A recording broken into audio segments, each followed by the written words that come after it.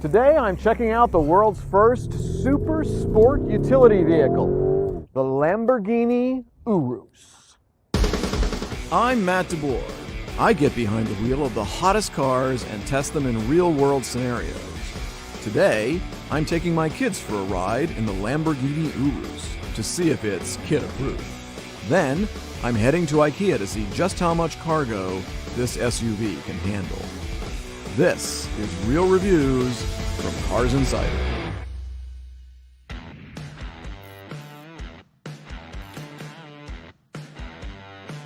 There have been a lot of headlines over the course of the last year about the Lamborghini Urus because it's such an odd vehicle. A lot of reviewers have asked how much of a supercar can an SUV really be?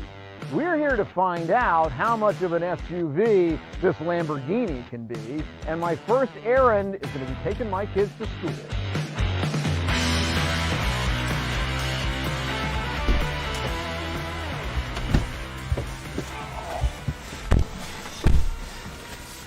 Today I have a test. You have a test today? Yeah. Wow. What do you guys think of the Lamborghini? Is it cool? Pretty cool. Is it pretty cool? It's pretty dope. Hey, let me ask a question though. What? You guys have driven around in a couple of Lamborghinis at this point. How do you think this one compares to those other Lamborghinis? Do you think it Not stacks up? good. More Not leg good. room. Do you think that this is a real Lamborghini? Or is it just a great big yellow SUV that says Lamborghini? It's a great big yellow SUV that says Lamborghini. Are you a little skeptical that it's a real Lamborghini? I don't care even if it is a Lamborghini because it doesn't even look good. Dante, but like it's basically the same. It's just like a slightly less fast with more room and stuff. Do you think the world needed a Lamborghini SUV, or was the world fine? It definitely did want a lot more of pollution, so no. No? The world did not need a Lamborghini You SUV. don't think so? Harsh Well, critic. He is a harsh critic, isn't he? Well, here we are at school. Okay, guys. See you later. Have a great day at school. Yeah, you too, Dad. Okay? I'm going to work hard today. You guys learn some stuff, okay? Alright. Get educated. Education is the key to success. Now that the kids are at school, it's time to head to IKEA. But first, let's talk performance. The Urus has 6 driving modes on its Anima selector.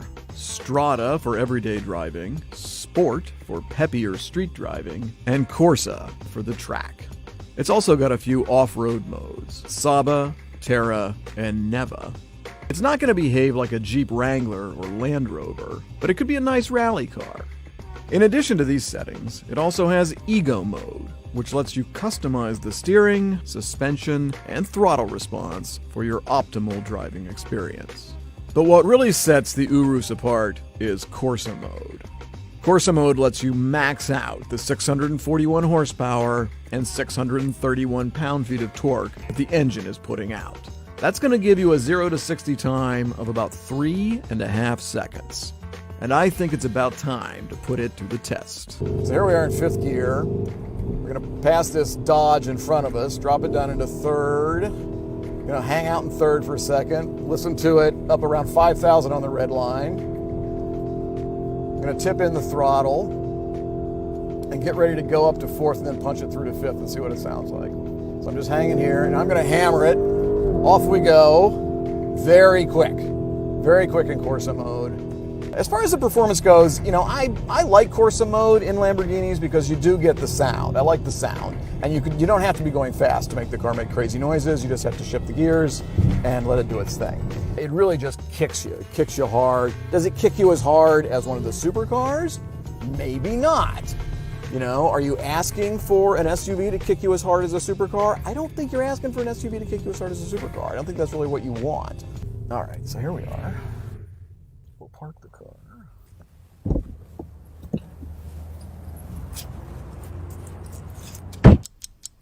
Can the super sports utility vehicle handle some flat pack stuff?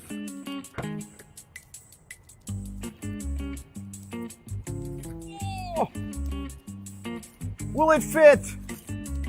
Will it fit? What are the odds? What are the odds that it fits? Oh no! About 8 inches. The only thing we might be able to do is, well, we could try this. We remove this piece. I have removed this part of the Urus. Okay, here's what we're gonna do. This will work. It's gonna work. It's gonna meet the challenge. We're gonna have to protect the leather, of course, with this towel that we luckily brought with us. Right. I'm gonna protect this part. Ta-da! This is fantastic! Okay, now we just have to put these things back in. Let's see if it closes up. Success! Success! Now that we know the Urus can handle a fair amount of cargo, let's talk more about the inside. The interior of the Urus looks good. It's covered in premium materials. Lamborghini paid close attention to detail. Our test vehicle had the sports package, complete with massively adjustable bucket seats that actually feel pretty comfortable even though they're well bolstered for performance driving. And the seats can be heated and cooled to your preference. The infotainment system is pretty much ripped right out of an Audi, and it's quite intuitive to use. It has a two-screen setup. The top screen is used for navigation, managing media, navigating through Apple CarPlay or Android Auto. The bottom screen lets you control climate, and you can interact with some of the media settings down there as well. The touchscreen does take some getting used to. I found myself taking my eyes off the road a bit to make sure that I was pressing the right buttons. And here's a little icing on the cake. The Lamborghini Urus has wireless charging and a Bang & Olufsen audio system that sounds absolutely incredible. Overall, the interior of the Lamborghini Urus feels ferociously sporty and exquisitely premium. We set out to determine whether this Lamborghini Urus SUV could be a real Lamborghini, and you know what? It sure as heck is. We took this car to IKEA and we were able to get a bunch of stuff in the back. Check, that's a great SUV. We were able to drive my kids to school and they enjoyed the ride. We were able to take it out on the highway and go around at wonderful, exciting velocities and check out the speed and performance of this machine. We did all those things, and it's still every bit a Lamborghini. I mean, you might, be like I was in the beginning and say, geez, it's not a Huracan, it's not an Aventador. Come on, it's not a real Lamborghini. They just took an Audi SUV and they turned it into a Lamborghini. That is not the case at all, folks. Let me tell you, this thing is every bit of it a Lamborghini. I gotta hand it to Lamborghini. They've done an absolutely wonderful job with this piece of machinery.